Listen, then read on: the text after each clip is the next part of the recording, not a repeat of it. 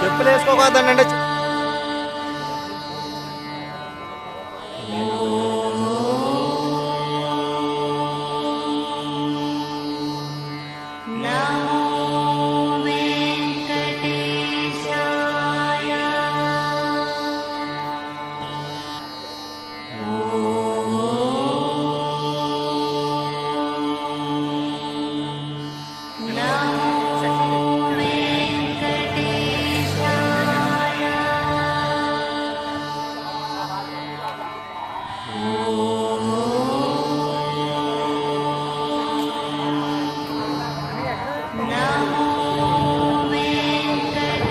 తిరిగేసరికి మంచి పలస అయింది.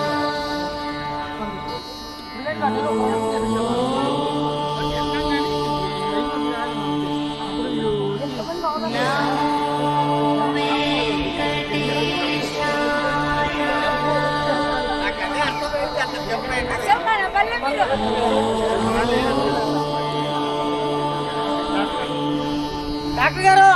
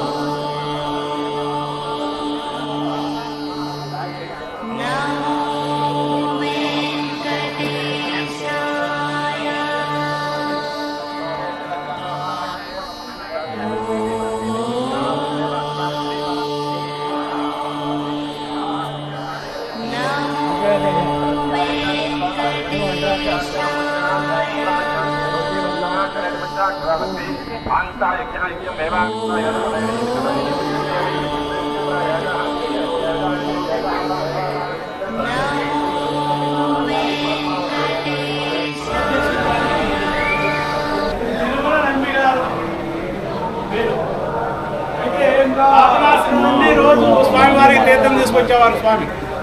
ఈ స్వామి తిరుమల నంబి గారు స్వామివారికి, వెంకటేశ్వర స్వామివారికి పాపనాశనం నుండి రోజు తీర్థం తీసుకొచ్చేవారు. అయితే ఒకరోజు ఈయన తీసుకొస్తూ ఉండగా స్వామివారు ఒక బాలుడు రూపాన్ని ధరించి ఎదురెళ్ళి, తాత నాకు దాహం వేస్తుంది, అసలు మంచినీళ్ళు పోస్తావా అని స్వామి అడిగితే ఆయన అన్నాడు, ఆయన పాపనాశనం నుండి తెస్తున్నా, మళ్ళా వెళ్ళి తీసుకురావాలంటే స్వామి కైంకర్యం సమయం అవుతుంది, నువ్వు కుర్రవాడిగా బాలుడుగా వెళ్ళి తాగు పాపనాశనం వెళ్ళి అంటే ఆయన వెనక్కి వచ్చి ధనుస్సు సజ్జం చేసి స్వామి కొండకి రంధ్రం చేశాడు. రంధ్రం చేయగా వెనకాల తాగుతూ నడుస్తూ ఉన్నాడు. ఆయన మామూలుగానే వెళ్తూ ఉన్నాడు. కొంత దూరం వెళ్ళిన తర్వాత బరువు తగ్గింది. ఏమిటి బరువు తగ్గింది అని వెనక తిరిగి చూస్తే తాగుతున్నాను. ఒరే నాయన ఎంత పని చేశావు, ఇప్పుడు నేను పాపనాశనం వెళ్ళి మళ్ళా తీర్థం తెచ్చి స్వామికి కైంకర్య సమయం యావత్తు అయిపోతుంది అంటుండగా, తాత దిగులు పడవద్దు, దా నేను చూపిస్తా అని అక్కడ వేణుగోపాల స్వామి అవతల ఇది ఆకాశికంగా ధనస్సు సజ్జం చేసి కొట్టినాడు స్వామి. బాలు రూపంలోనే ఆకాశికంగా వచ్చింది. తాత అక్కడ దాకా ఎలా అవసరంలా ఈ పట్టుకో అని మా అదృశ్యమైపోయాడు స్వామి. అక్కడి నుండి తాత అనేవాడు. ఈయన రామానుజుల వారికి రోజు కొండ దిగి రోజు రామాయణ రహస్యార్థాలు చెప్తూ ఉండేవారు. వీరు రామానుజుల వారికి రామాయణ రహస్య అర్థములు యావత్తు కూడా చెప్తూ ఉండేవారు. ఒకరోజు రామానుజులు రోజు 2-3 సార్లు పర్యాయములు స్వామిని దర్శించేవాడిని, ఈరోజు నువ్వు వచ్చిన దగ్గర నుండి నాకు అది సాధ్యం కావట్లేదు అంటూ ఉండగానే స్వామి దగ్గర వచ్చిన పరిమళ యావత్తు కూడా వచ్చేసింది.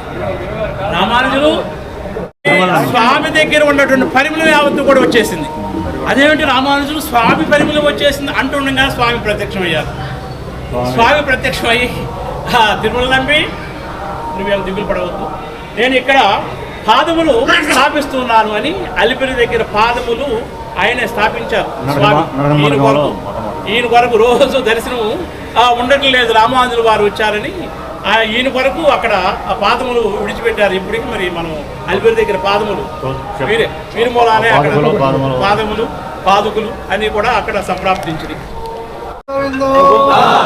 ఏడుకొండలవాడ